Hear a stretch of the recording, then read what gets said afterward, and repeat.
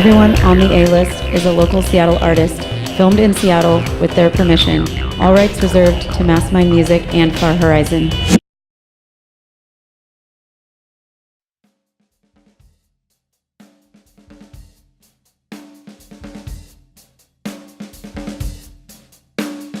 Hi, I'm Ian McKagan from Kings of Cavalier.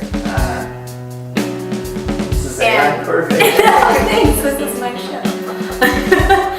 Anyway, you also do Bleeding Heart Militia. Well, I was. Oh, you don't do that anymore? No, might be an off-camera subject though. Oh shit. Okay, well, what about Morning Glory Revival? Are you still active in that? Yeah, there's still definitely irons in the fire going on there. But Kings of Cavalier is your biggest thing, because you guys were just on KSW and a bunch of other radio stations.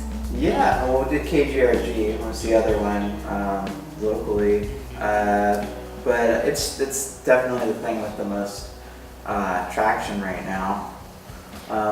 Morning Glory, we've been doing some rehearsals. Originally there was talks of a crocodile gig coming up, cool. but it kind That's of awesome.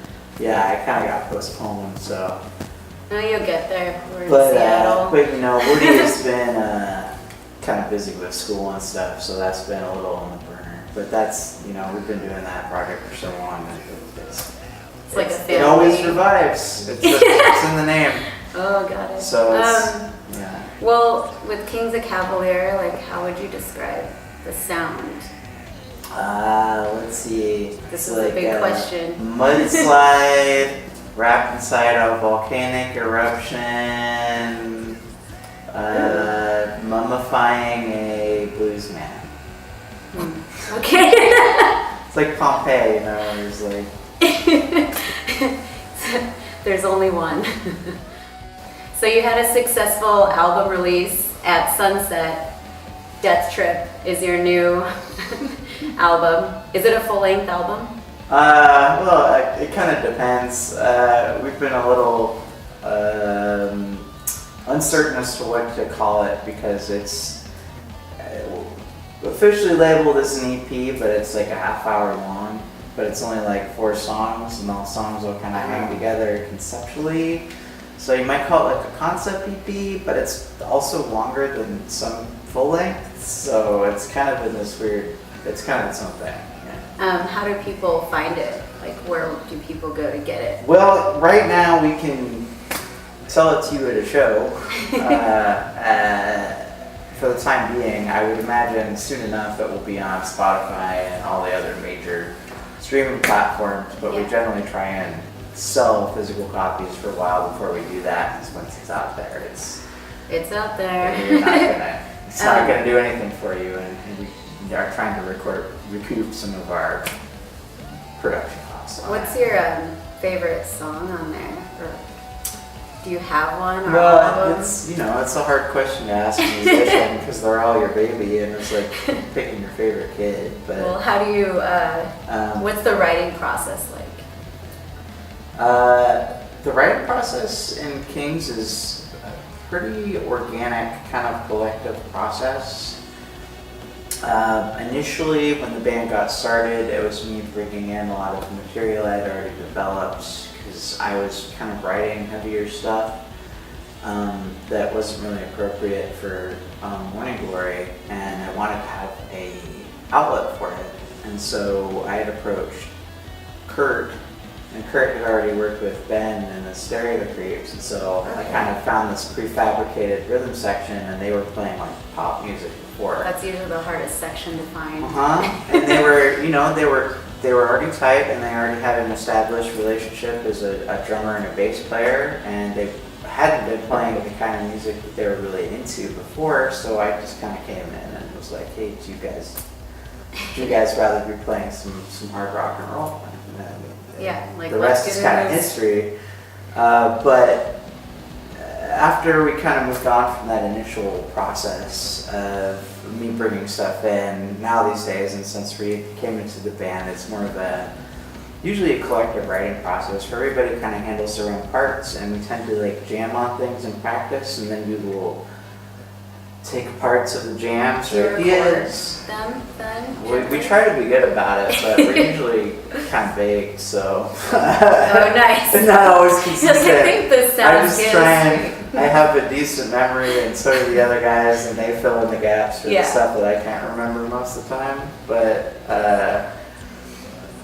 But we usually write songs together. There's still times when I'll bring in something that's mostly done, or maybe when we're Okay. jamming on something, I'll come in and I'll have a verse and a chorus, and then we are going to find out what the arrangement is, maybe what the bridge is, and so I'll bring in Just kind of partially forms. completed stuff so that we can get the ball rolling right Yeah. away and not have that awkward pressure of like, I have to come up with a great idea right now.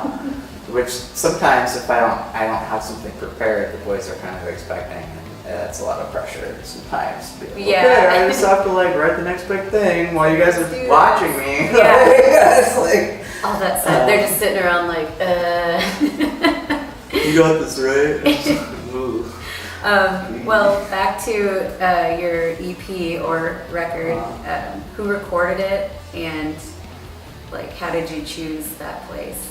Well, we recorded with Jack and Dino at Soundhouse Records. This is the second Kings record that we've done with him there, and my third record with him overall. So you guys are good friends then. Yeah, we're buddies, Yeah. and I knew him socially before we recorded with him, which is probably why we recorded with him, because he can kind of do whatever he wants to. Yeah, by this point, right? Yeah, well, he gets to pick and choose to an extent. I mean, he's still got to keep his schedule full enough to pay the rent and everything, Yeah. and he's not exactly living lavish, but he can also say no to stuff that he doesn't want to do. What if he So- doesn't want you to say that? So, yeah, I think he can deal with I'm that. just kidding. He's a big man. Do you want to give any shout outs to this EP, the release, anything like that? Yeah, I mean, there's lots of people to Look thank directly for into the that. camera. No, I'm just kidding. I mean, obviously the bands that played, Woodshed, Matt Black, Barax, the release show, that was really cool as far as production goes. Chris Hanzik was the mastering engineer on it, and he did a really good job, as he always does. And Jack obviously was a huge thing on that. Brian Griffith did the cover art, and Brian Gills did all the that's a lot of image and the All back. involved. That's awesome. And so there's always it takes a village to make an album. Yeah. Usually. I mean, there's some guys who do it all themselves, but And all the promotion. I can't do it like that. I always need extra sets of ears on stuff, so like, people will hear things that I won't, and I'll get too close to it. I'll get too close to a project, and then I won't be able to have an objective opinion by the 10,000th time I listen to a rough mix of a song. I don't really know what it sounds like anymore. So You're like, everything sounds amazing. yeah, It's so done. it's useful to me to have a voice of reason sometimes, because if you let me do it, it would never get done, because I would sit in my room for a million years and I need to layer another guitar track on top of this, and so I function well in the studio because it keeps me moving and it makes me accept imperfections and Yeah. things. And it's fun too. Yeah, totally. Yes, So we'll ask some questions about yourself, like who is your biggest musical influence?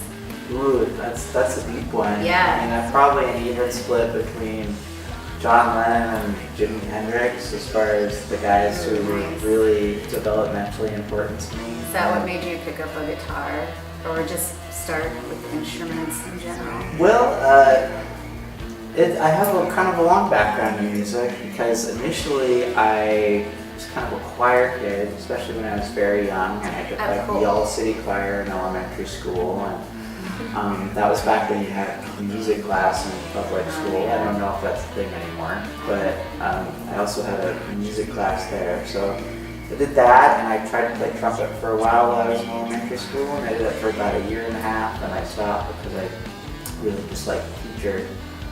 And that's always a sad case too, because teachers are But yeah, a part of well, why you get inspired. and Also, it was interesting because it also played into my parents later being reluctant to let me to get into the guitar, because my dad's opinion, or you're just gonna give it up, like the trumpet or whatever, Did your dad wrong. talk like that?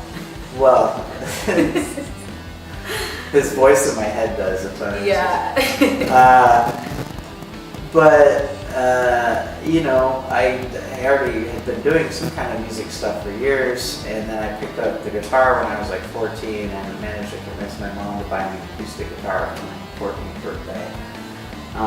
And the rest is kind of, you know, history as far as why I decided to play. But, you know,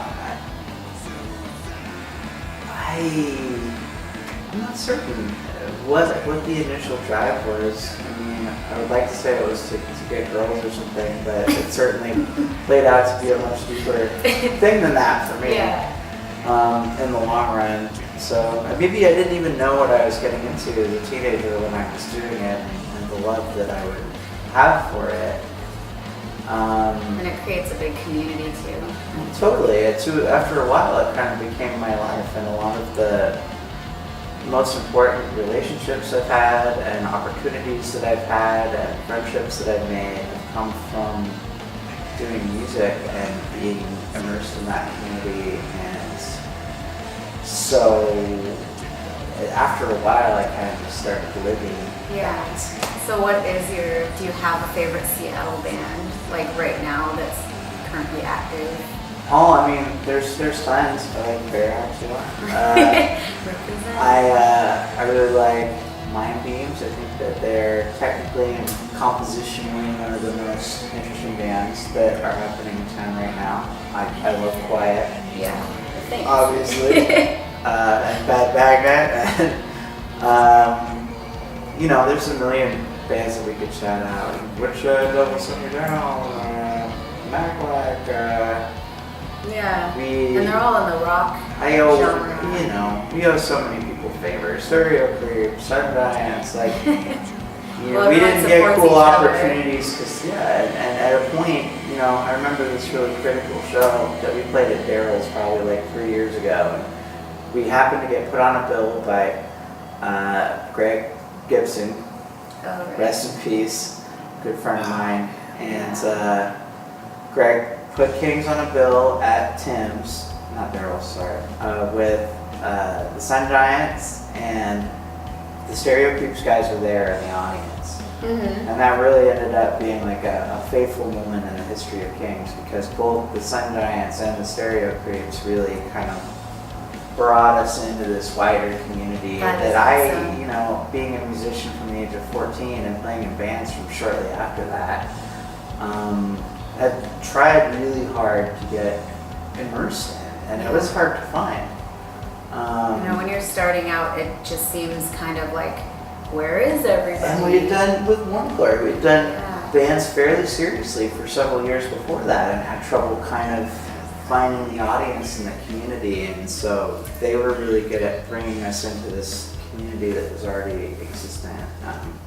So I'm definitely forever grateful to them for that, because that has ultimately meant everything to us and gave us a really big support base to How long do have you our guys other been thing. active for, Kings? King since 2013, I think we started playing instrumentally, and then rejoined the band in 2014, and I think we put out the first record in 2014 or early 2015, something like that. So Nice. about 5 years. Well, I have another question. It's our last one, which you said you had a nice lecture for. Oh, definitely. Yeah. It is. So, rock music, it seems to be a bit more underground, right? So, if there was a kid out there that really wants to do rock music that can't find it on the radio, I mean, obviously it's like what they play now is already 25 years old or something. How would they get into a rock scene or this community that you are talking about that you've built or gotten joined into? How did they get into it? Yeah.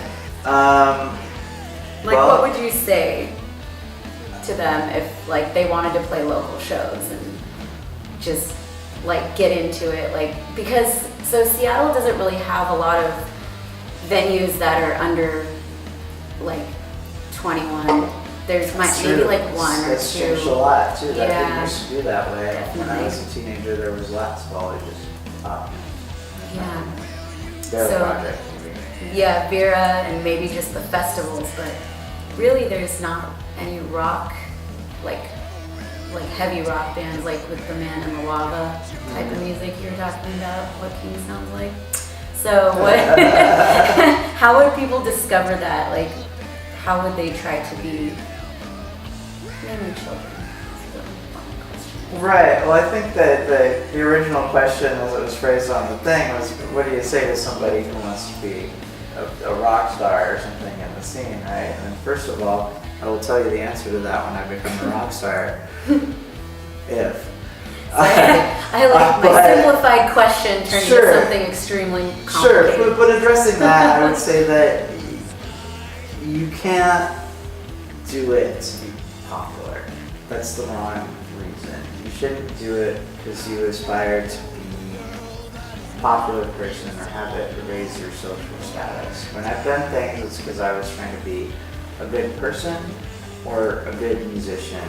And in my view, a good musician isn't coming from an egoistic place usually. To be a good musician, you have to be sensitive to what is happening around you. You have to be good at listening to others and finding your spot and how to play into that.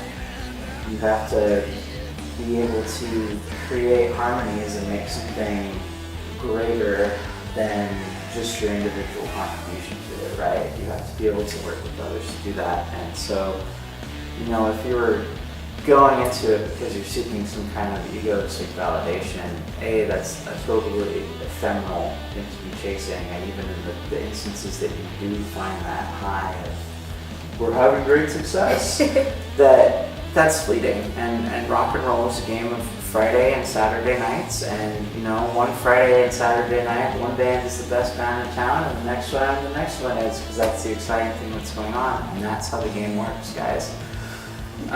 So it's more important, I think, to find joy in what you are doing in the moment. And for me, I have a deep love of music, and I love to perform for people, and sometimes that's just myself.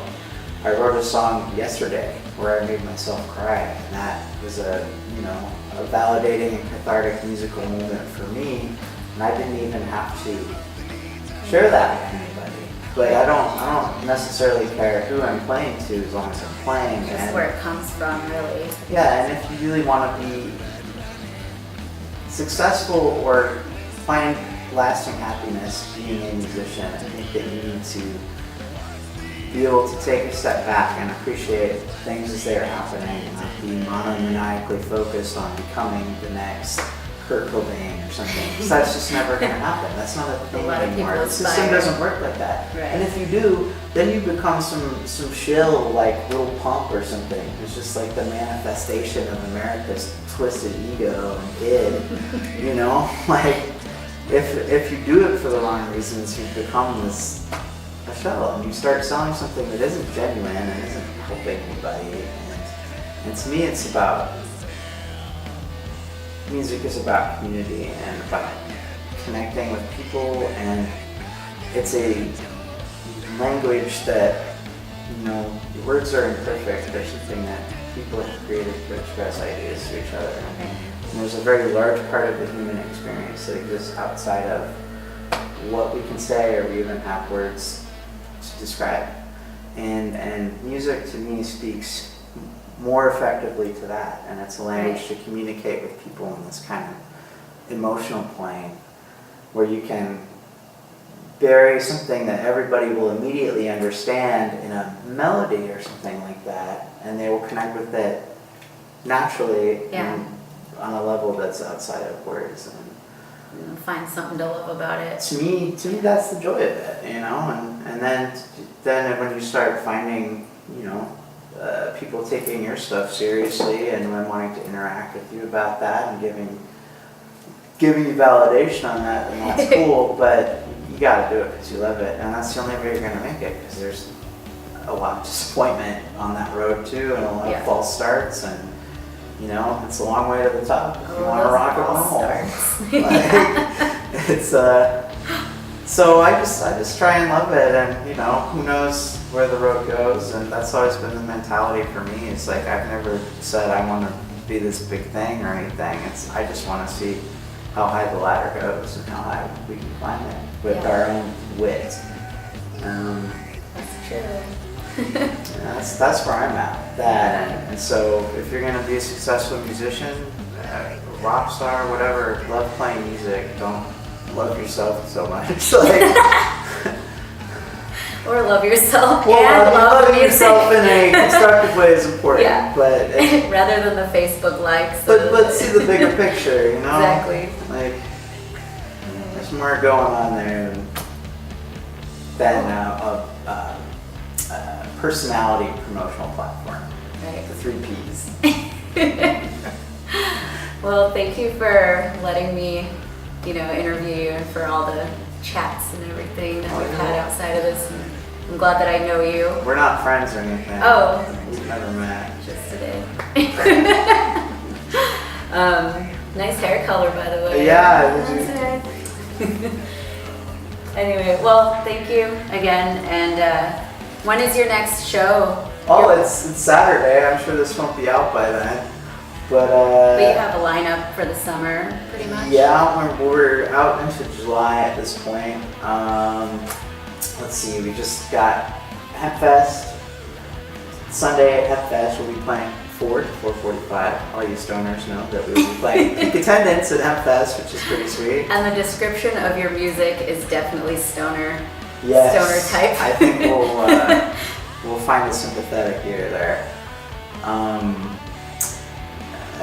We got the Sear release party. The Sears are kind of administrative team at this point for Kings.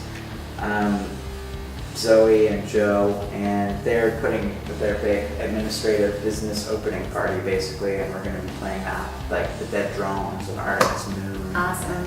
Those are really great bands. A few other bands. All the bands there's like are 11 or something bands on the bill. And I think that is June 21st. And then we've got Shedfest, which is at the end of the month.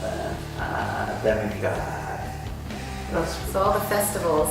Yes, we're doing a lot of in-town festivals. Right Are now. any of those all ages, or are they all? I think Shedfest is. Okay, Yeah. awesome. So for those kids out there, that Shedfest is kind of under the radar, so you might be able to bring your kids to that. But I don't know if they should be seeing everything that's going to happen there. all right. Well, thanks again, and stay tuned. Kings of Cavalier. This is Ian McKagan. Hi.